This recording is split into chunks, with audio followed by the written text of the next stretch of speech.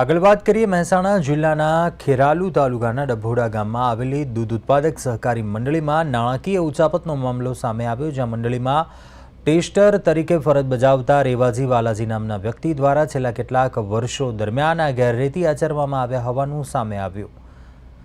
Tester Revaji વાલાજીએ મંડળીના હિસાબોમાં કુલ રૂપિયા 18.24 લાખની ઉચાપત કરી છે અને આ નાણાકીય ગેરવહીવટ અંગે વિગતો બહાર આવતા મંડળીમાં ઘી, સાગરદાણ અને મકાઈ જેવા ઉત્પાદનોના વેચાણથી પ્રાપ્ત થયેલા નાણાં મંડળીના મંત્રીને જમા કરાવવાને બદલે આરોપી ટેસ્ટર દ્વારા પોતાના અંગત ઉપયોગમાં વાપરી નાખવામાં આવ્યા હતા।